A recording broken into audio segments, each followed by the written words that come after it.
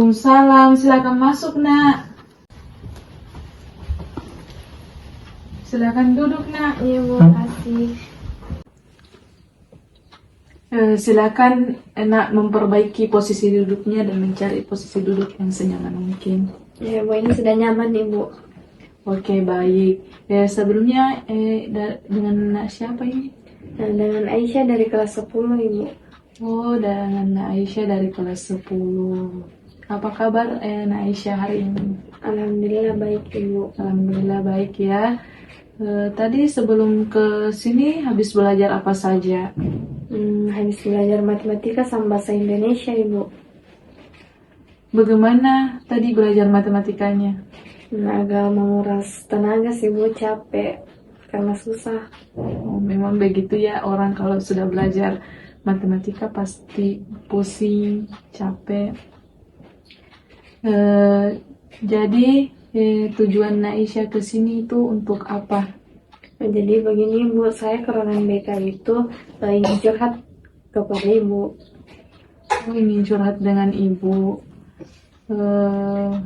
Tapi Aisyah ke sini itu ada rekomendasi dari orang lain atau keinginan sendiri? Atas keinginan sendiri Bu. Atas keinginan sendiri. Oh, jadi Aisyah ke ruang BK ini sebenarnya untuk mau melakukan konseling dengan ibu ya?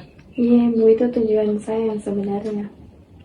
Tapi sebelumnya itu Aisyah apakah sudah pernah melakukan konseling atau sudah tahu apa itu konseling? Belum pernah Bu.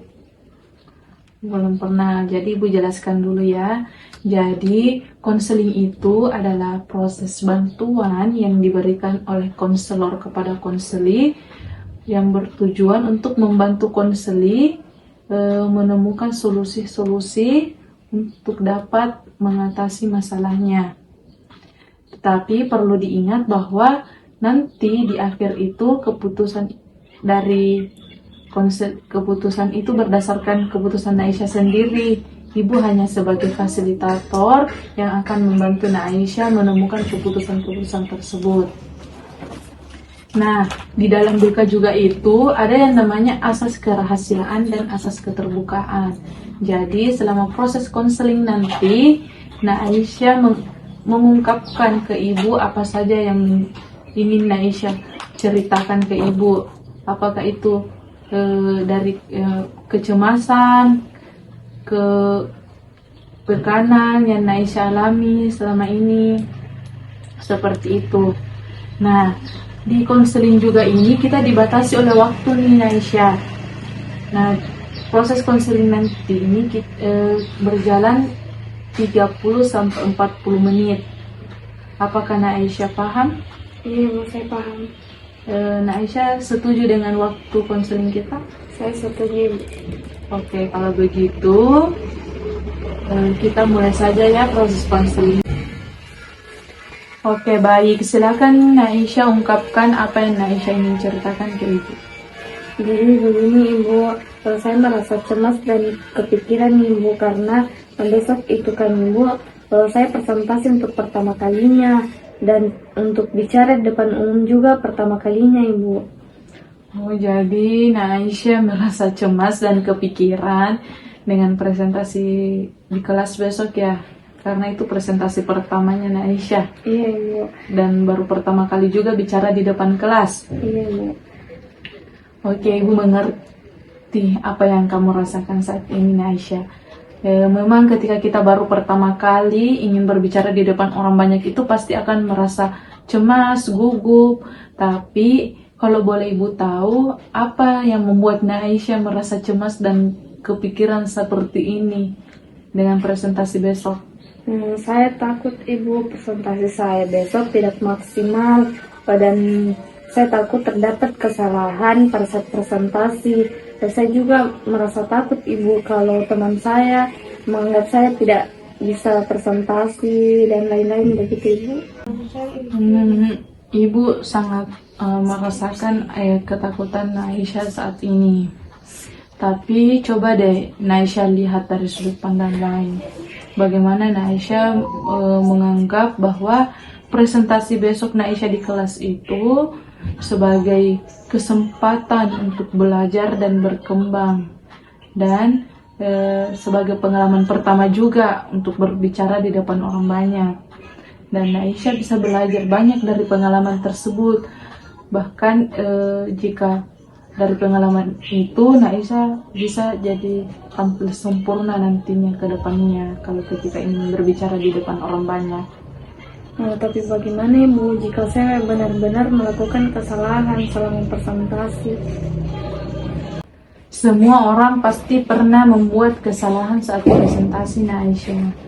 Tapi yang terpenting di sini adalah bagaimana Aisyah mau belajar dari kesalahan itu dan untuk bangkit kembali dan bisa memperbaiki presentasi-presentasi kedepannya lagi. Nah, Aisyah juga dapat menggunakan pengalaman itu untuk meningkatkan kemampuan presentasinya nanti di besok-besok. Iya, Ibu. Nah, Ibu juga mau tanya, apakah teman-teman Aisyah itu memang setiap harinya memang suka mengkritik atau menjatuhkan orang lain seperti itu? Enggak sih Bu, biasanya teman-teman saya baik semua Ibu, dan sportif mendukung teman-teman yang lain Ibu.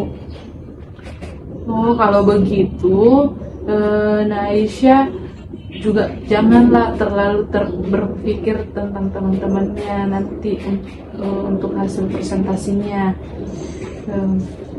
karena kemungkinan besar ketika Aisyah melakukan kesalahan di dalam presentasi nanti besoknya, teman-teman Aisyah akan membantu Aisyah untuk bangkit seperti itu, dan mungkin mereka akan memberikan saran dan masukan dan saran yang membangun untuk bisa membuat Aisyah untuk lebih baik lagi ke depannya. Ya Ibu. Iya Ibu, saya tidak pernah memikirkannya seperti itu. Oh iya, Ibu paham kalau Aisyah tidak pernah memikirkan sampai ke situ. Apa yang Aisyah bisa simpulkan? Baik Ibu, yang dapat saya simpulkan selama proses konseling tadi, bahwa saya kan menganggap presentasi besok sebagai pembelajaran dan pengalaman untuk membangun kemampuan saya presentasi untuk presentasi selanjutnya Ibu. Dan saya akan mencoba memikirkan bahwa teman-teman saya akan membantu saya ketika saya merasa gagal selama presentasi Ibu, dan tidak memikirkan hal-hal negatif sebelum melakukan presentasi itu Ibu. Oke, baiklah kalau Aisyah sudah bisa berpikir seperti itu. Karena mengingat juga waktu konseling kita sudah mau hampir habis, dan Aisyah juga sudah mulai paham apa yang harus Aisyah lakukan, Ibu akan mengakhiri proses konseling kita. Baik, kalau begitu karena proses konseling kita sudah mau berakhir, Aisyah juga sudah harus kembali ke kelasnya, dan Aisyah semoga besok presentasinya berjalan dengan lancar dan bisa menampilkan yang terbaik di depan teman-temannya, dan sudah tidak merasa gugup lagi dan tidak ada lagi kecemasan dalam dirinya untuk melakukan presentasi besok. Dan Ibu yakin Aisyah bisa melawan kecemasan itu. Ya Ibu. Oke, baik kalau begitu Aisyah bisa kembali ke kelasnya. Ya, terima kasih Ibu. Sama-sama.